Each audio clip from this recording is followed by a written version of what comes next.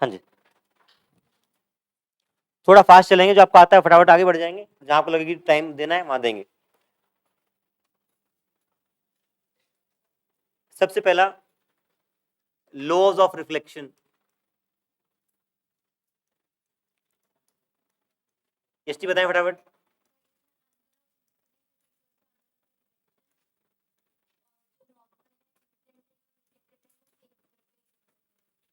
हाँ जी, आपका incident incident ray, reflected ray and normal all lies in same plane and i equal to r, ये आपका क्या है, रिफ्लेक्शन के दो लॉज हैं। इसमें लेटरल इन्वर्जन होता है, इमेज की साइज सेम रहती है और आपका वर्चुअल इमेज बनती है, ठीक है ना। ये हाँ, यही सब आपको इसमें बताना होता है। खोलना।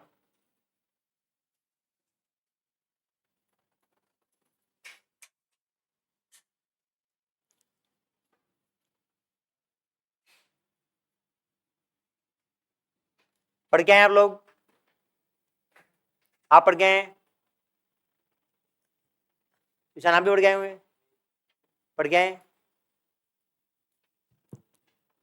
तो मना किया था आने के लिए, अगर जो नहीं पढ़ के आए। ठीक, यहाँ आ जाए फिर फिर आपका रहता है इसमें, हालांकि मैं बहुत डिटेल में नहीं जा रहा हूं, इसमें आपका वो भी आता है कि कितनी, अगर दो मिरर्स इंक्लाइंड हैं तो कितनी इमेजेस बनेंगी, फॉर्मूले हैं। या फिर एक रे आती है, वो कितना फाइनल डेविएशन करेगी, है ना।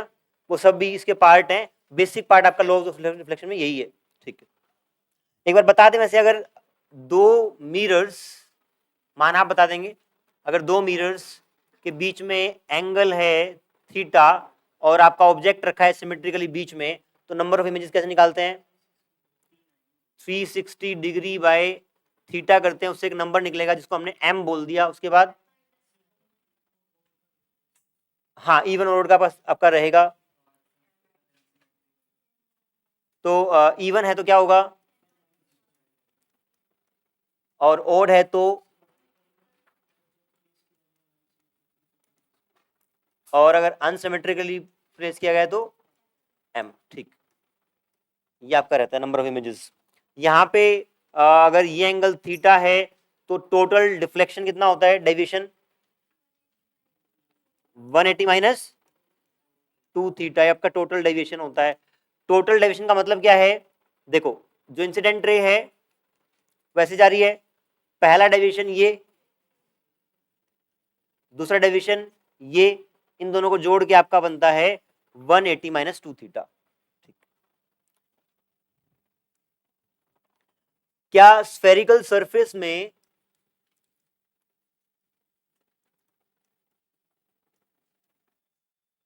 Laws of reflection equally valid होते हैं? हाँ जी, होते हैं, ठीक है। इसमें कुछ टर्म्स आती हैं। पहली बात तो, स्फेरिकल सरफेस या स्फेरिकल मिरर दो तरह के होते हैं, कनकेव,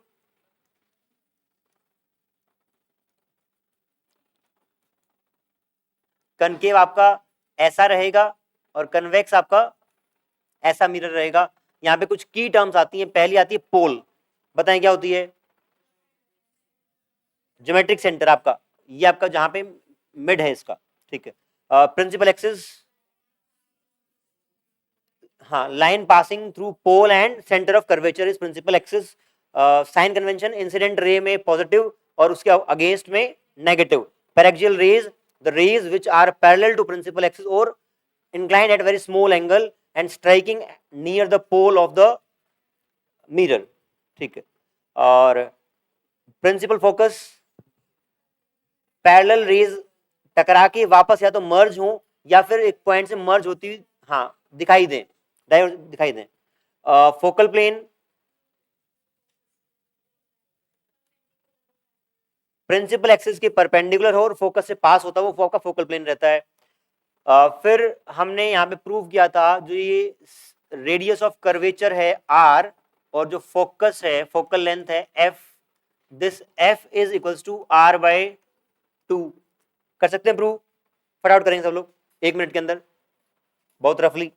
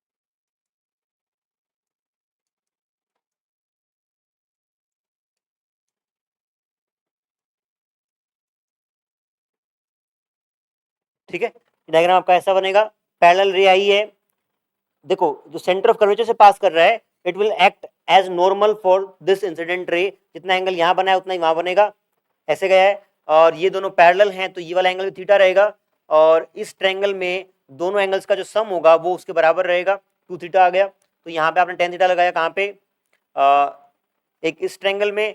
अब ये जो पॉइंट है, जब हम बात करते हैं पैरेक्सियल रेज की, इसका मतलब ये वाली लाइन बहुत नजदीक होगी, तो ये P पे ही रहेगा, तो मैंने MP लिखा है वहां पे, ठीक है ना। क्या ये वाली चीज सिर्फ पैरेक्सियल रेज के लिए वैलिड है, ये ध्यान रखना है, ये पैरेक्सियल रेज के लिए वैलिड है, इसका मतलब हर पैरेलल रे टकराने के बाद फोकस से नहीं जाती, ये असर्शन रीजन में आपके कहीं काम आ सकता है, only paraxial rays which are coming parallel they meet at focus, ठीक है। इसके बाद हमने किया रूल्स, हाँ इमेज फॉर्मेशन, हाँ जी 4 रूल होते हैं, एक एक करके बता दें, साहिल आप बताएं पहला, image formation in case of mirror, अब किसकी बात कर रहे हैं, कहाँ रहता है, हाँ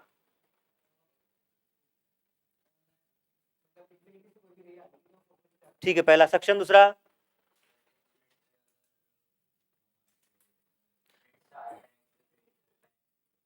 देखो खट से पैरेलल आई, फोकस से गई, फोकस से गई पैरेलल गई, और पोल पे टकराई, उतने एंगल पे वापस आ गई, और सी से गई तो वापस आ गई, उसे रिट्रेस कर गई, खट से चारों बता देना आपको, ठीक है। रूल्स फॉर इमेज फॉर्मेशन हो गया, मिरर इक्वेशन डिराइव करनी है आपको, फटाफट करेंगे, 1/v plus 1/u equal to 1/f,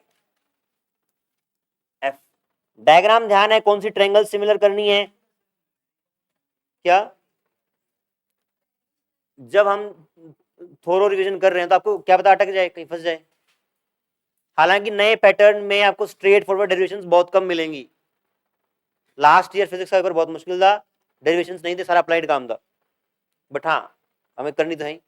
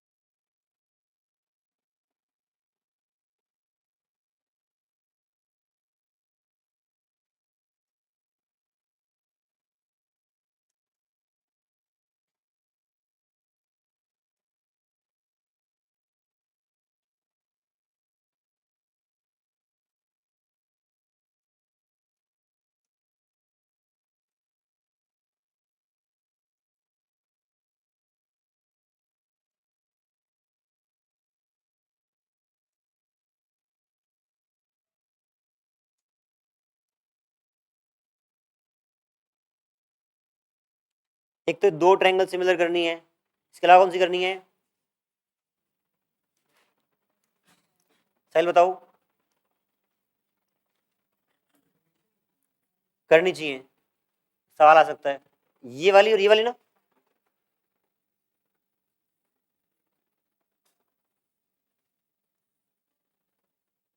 ये 2 ट्रायंगल्स के सेट आपको पैरेलल सिमिलर प्रूव करने हैं ये, और वहां से आपका एक्सप्रेशन बनता है। करूं पूरा? बताएं बच्चों।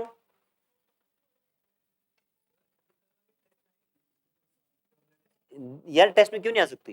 जब टेस्ट का ना, मैं ऐसे नहीं कुछ नहीं बताऊंगा, आपको थोड़ा प्रिपेयर करना है और डायरेक्शन करनी है तैयार। बस आपको ध्यान इसमें रखना है कि कई बार अटकेंगे यहाँ पे, अगर आपको डायग्राम ध्यान नहीं है तब आप फंस सकते हैं। इसके बाद आपको ट्रायंगल्स सिमिलर प्रूव करनी है, जैसे यहाँ पे आप देखें A B by A M, और क्या ये वाला एंगल बराबर रहेगा ना? तो बराबर रहेगा, तो B A dash B dash upon A dash M, equation number 1।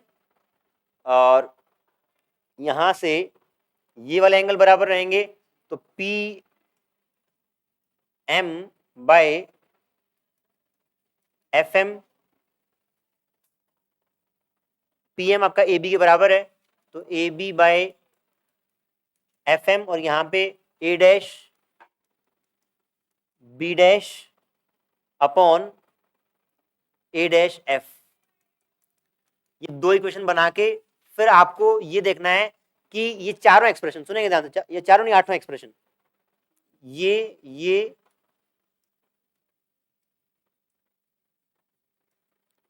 आपके u v और f के टर्म में विद साइन आपको बनाने हैं, और फिर मैथमेटिकल रीअरेंज करके आपका फॉर्मूला बन जाएगा ये 1/v plus 1/u equal to 1/f। दो स्टेप ध्यान रखने हैं, डायग्राम और उसके बाद कैसे पुट करने हैं u v और f के फॉर्म में। ठीक, आगे बढ़ेंगे। इसमें मैग्निफिकेशन का फॉर्मूला होता है एक,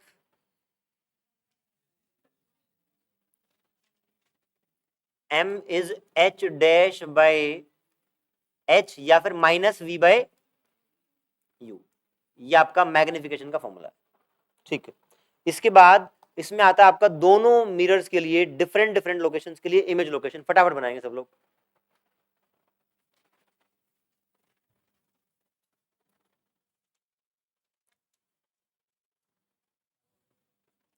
यहाँ पे डिफरेंट ऑब्जेक्ट लोकेशंस के लिए आपकी इमेज क्या बनेगी, कनकेव मिरर के लिए और कन्वेक्स मिरर के लिए आपको ड्रॉ करनी है।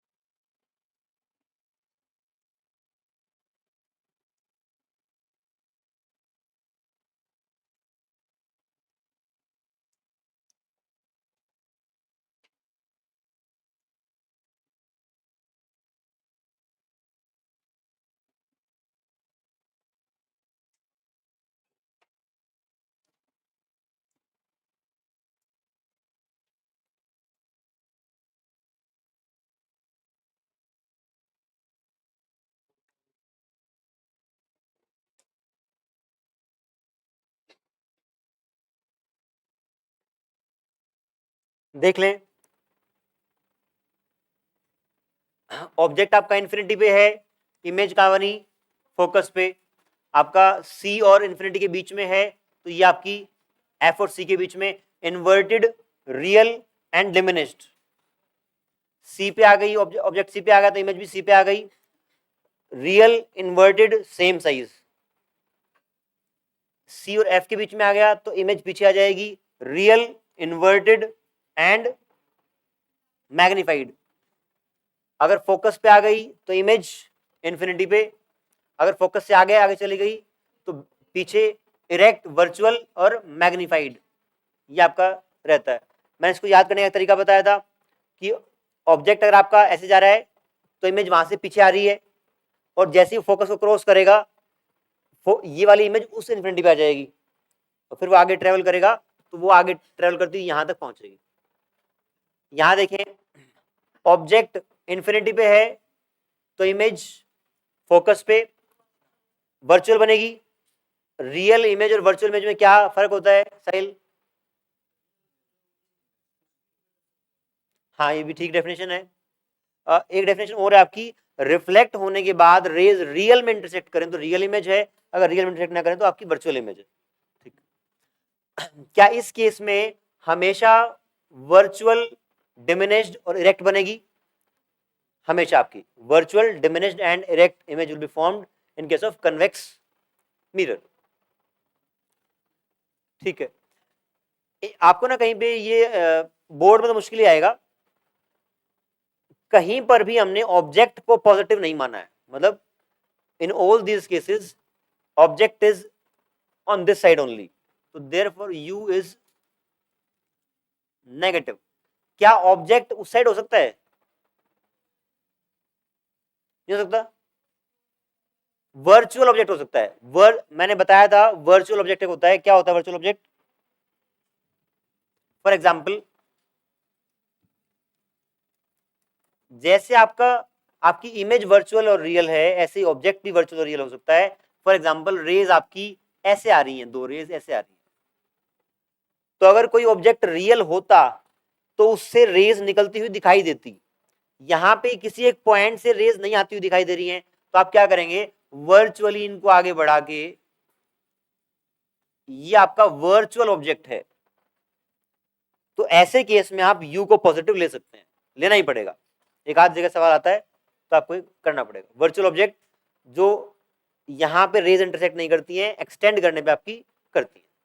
ठीक, क्या वो आप या तो एक्सप्रेशन से यूज कर लेंगे, फॉर एग्जांपल अगर वो बोल रहा है कि ऑब्जेक्ट आपका वर्चुअल ऑब्जेक्ट है, वो यहां से 3 सेंटीमीटर है, फोकस दे रखा है, तो 1/v + 1/u = 1/f लगा के आप कर लेंगे। देखते हैं अगर यहां से रे ऐसे बेंड हो गई, हो सकती है क्या? वो डिपेंड करता है कि किस एंगल पे हिट की है, अगर वो ऐसा हो गया तो यहाँ पे आपकी इमेज बन जाएगी, और अगर ऐसा हुआ कि यहां से बेंड करके, फॉर एग्जाम्पल यहां से बेंडिंग ऐसे हुई, इस केस में तो ऐसी बेंडिंग नहीं हो सकती है क्योंकि आपका नॉर्मल ऐसे रहेगा, है ना, लेकिन उस केस में हो सकती है। जैसे यहां पे अगर बात करें, यहां आपकी बेंडिंग ऐसी भी हो सकती है कि वो एक पॉइंट पे आपको इस साइड ना इमेज बना के दे, और एक्सटेंड करने पे इमेज भी वहीं पे बने, है ना, वो सारा रे डायग्राम पे या फिर फॉर्मूला पे डिपेंड करेगा।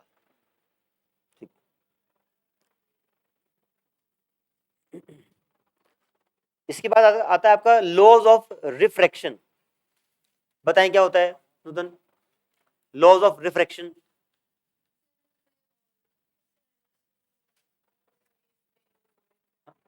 when light travels from one medium to another, bending of light is called refraction।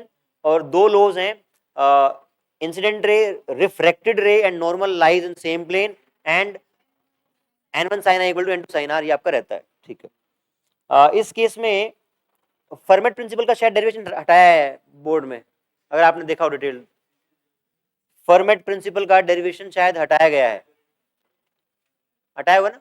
ठीक है, तो आप वो रहने देना।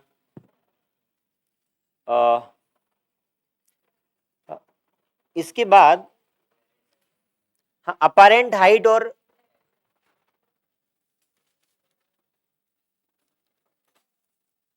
अगर ये मीडियम है, इसका रिफ्रैक्टिव इंडेक्स म्यू है, और लेट से this height is H not, और आपका ऑब्जर्वर यहां है, तो आप बताएं इसको एक्चुअल इसकी जो डेप्थ है वो एच नॉट है, उसको कितनी दिखेगी, एच कितनी होगी, एच नॉट बाय म्यू।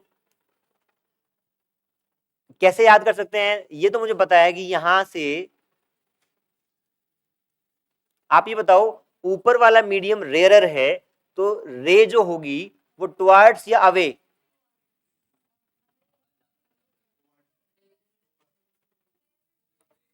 ये आपका डेंसर मीडियम है, ये रेयरर मीडियम है, अवे जाएगी। सब लोग सहमत हैं?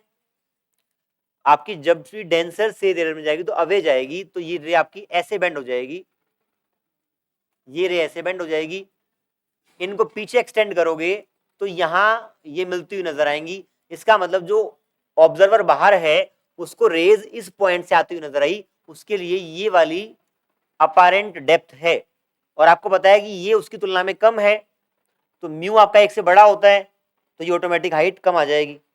ठीक है, अगर इसका उल्टा हो, ऑब्जेक्ट आपका यहां पे है और ये हाइट आपकी एच नॉट है, और ऑब्जर्वर आपका यहां पे है, इस केस में आप बताएं इसके लिए अपारेंट हाइट कितनी होगी, म्यू नॉट इंटू,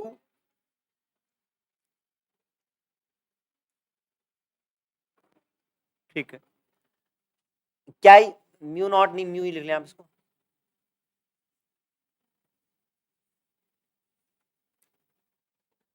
ये हाइट ज्यादा होगी एक्चुअल से, रे डायग्राम से कैसे पता लगेगा, बनाएं एक बार, रे डायग्राम से ये कंफर्म करें कि हाइट जो होगी इस बार अपारेंट जो हाइट है it will be more as compare to actual height.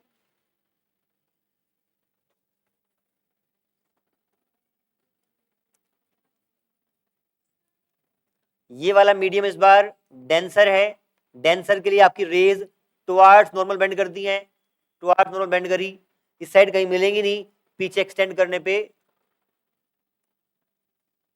कहीं पीछे मिलेंगी, तो ये वाली हाइट आपकी ज्यादा हो जाएगी एज कंपेयर टू। ठीक,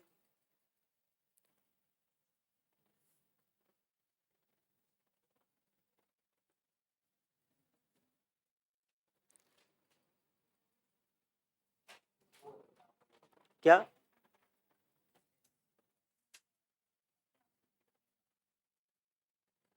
ऐसे तो बहुत सारी चीजें हैं।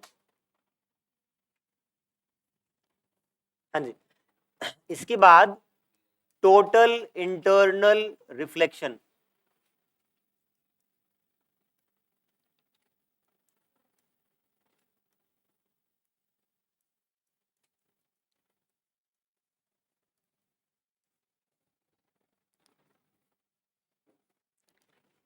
बताएं क्या होता है, बताएं ना।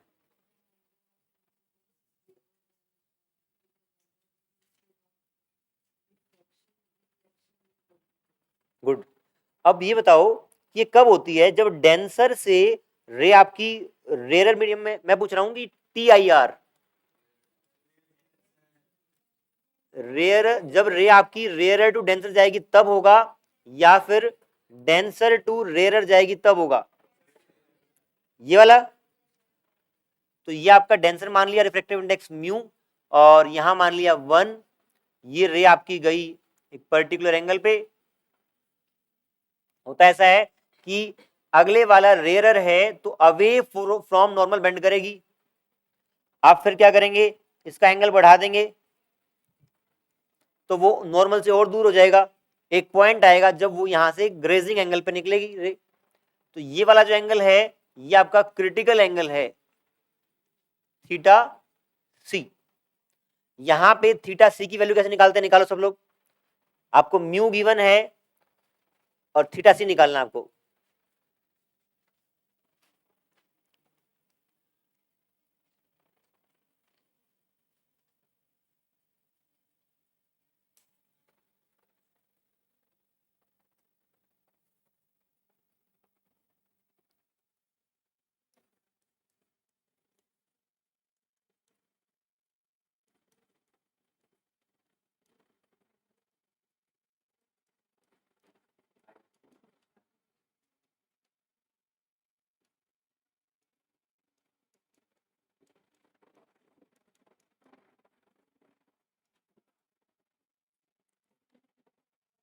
ठीक है, जब आपकी इंसिडेंट रे क्रिटिकल एंगल से बड़ी होगी, जब incidence angle is more than critical angle, उस टाइम पे TIR होगा, आपका total internal reflection will occur. Examples क्या क्या है, इसकी एप्लीकेशंस क्या क्या है? ऑप्टिकल फाइबर,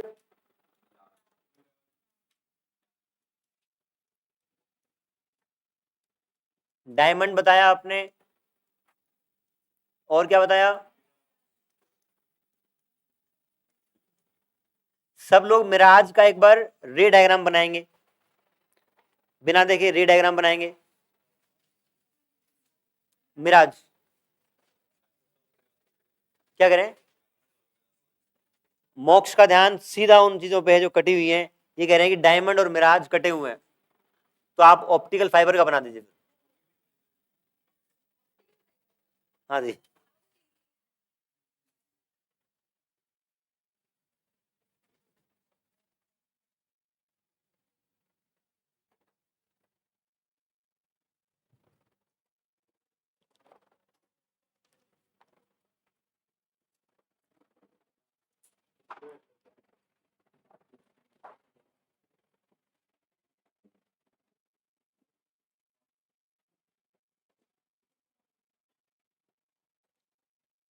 ऑप्टिकल फाइबर में क्या होता है कि एक रे आपकी इंसिडेंट हुई greater than angle of incidence, तो वो रे आपकी लगातार, यहां मैंने छोटा बनाया थोड़ा सा,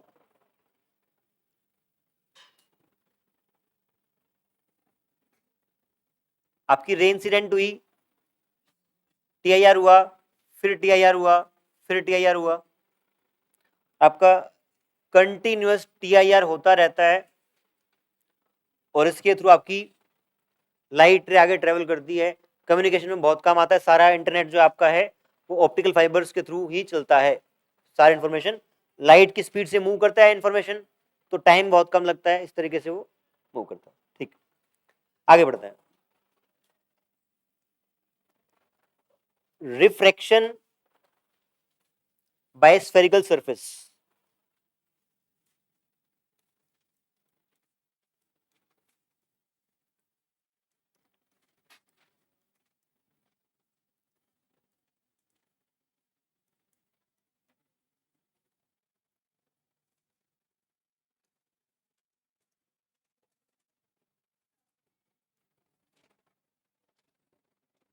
यहाँ पे एक मीडियम है N1 रिफ्रैक्टिव इंडेक्स का, यहाँ पे N2 रिफ्रैक्टिव इंडेक्स का, और बीच में एक इंटरफेस है जो कि स्फेरिकल है। कहने का मतलब इस साइड आपका सारा N2 मीडियम है, बीच में एक इंटरफेस स्फेरिकल है, इसका रेडियस आपका R है। ये आप कोई M मान लें, और ये आपका C, ये डिस्टेंस इज R। यहां कोई ऑब्जेक्ट रखा है आपका O, इसके लिए आपका एक्सप्रेशन बनता है, बताना क्या बनता है एक बार, N2/V, N2 माइनस N1/R,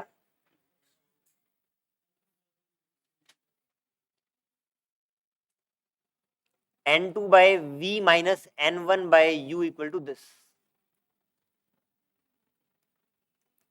फटाफट इसको ड्राइव करें एक बार, सब लोग इस एक्सप्रेशन को डिराइव करेंगे एक बार। पैटर्न चेंज होने के बाद लास्ट टाइम ही पेपर आपका हुआ है एक बार, और उससे पहले डेरिवेशंस आते रहे हैं,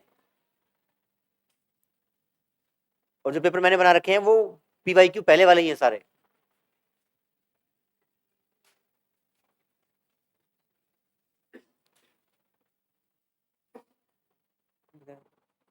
सिर्फ फॉर्मूले पढ़े हैं,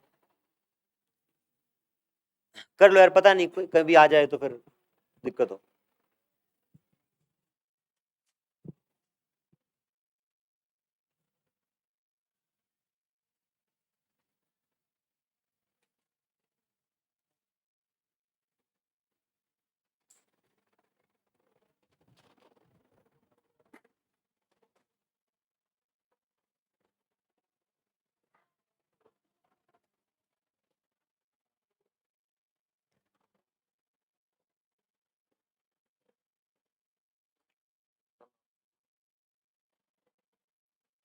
उसके बाद में लेबर।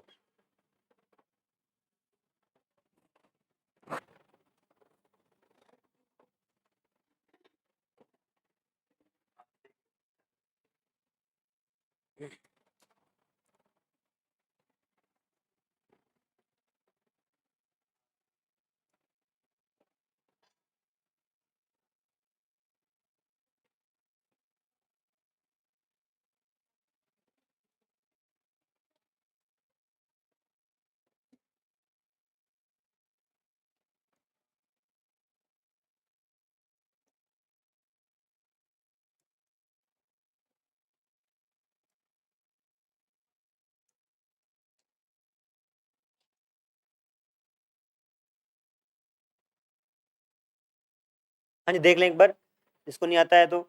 डायग्राम अगर आपको इन डेरिवेशन डायग्राम अगर याद हैं तो फिर कोई दिक्कत नहीं है। ऑब्जेक्ट है आपका, पॉइंट साइज ऑब्जेक्ट है, उससे एक रे चली है, एक रे आपकी इस एक्सिस के अलोंग गई है, ये रे यहां से बेंड हो गई और जहां पे दोनों रे मिली यहां पे आपकी इमेज बन गई है। ये आपका नॉर्मल है। अगर इस पॉइंट पे नॉर्मल बनाना है तो आपको उसके सेंटर से पास करना पड़ेगा, वो नॉर्मल बनेगा। ये नॉर्मल हो गया। Incident ray, refracted ray, angle of incidence with normal is i, with normal is r. I r आपने डिनोट कर दिए, एंगल बना दिए। ये डायग्राम बना लिया तो आधा आधा काम हो गया है। अब आप, ये आपका N1 है, ये N2 है। एक बात ध्यान रखेंगे, ये आपकी सारी रेज पैरेक्सियल रेज हैं। पैरेक्सियल रेज है तो सारे एंगल छोटे हैं, यहाँ पे दिखाया पड़ा गया है, लेकिन θ1, θ2, θ3, I and R all small angle।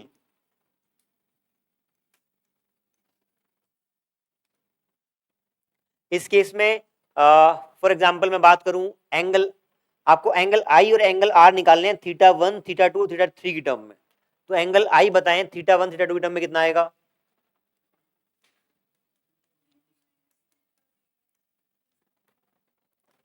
इस ट्रायंगल में इन दोनों का सम बाहर वाले एंगल के बराबर होता है, तो θ1 प्लस θ2 इज I। अगर R की बात करें, R देखें आप, इस ट्रायंगल को देखें, इन दोनों का सम इसके बराबर रहेगा। आपको R निकालना है तो R विल बी θ3 माइनस θ2। एक मिनट, हाँ, θ2 माइनस θ3।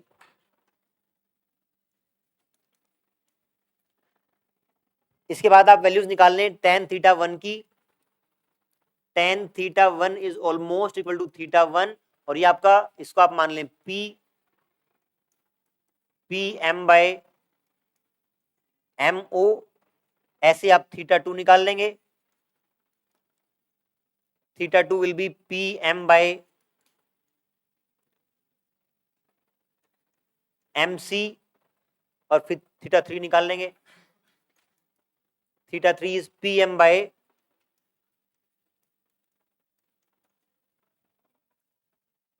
वैल्यूज यहां पुट करेंगे, और फिर N1 sine I equal to N2 sine R लगाएंगे। और आपको पता है कि स्मॉल एंगल साइन I को I लिख सकते हैं N1 I equal to N2 R।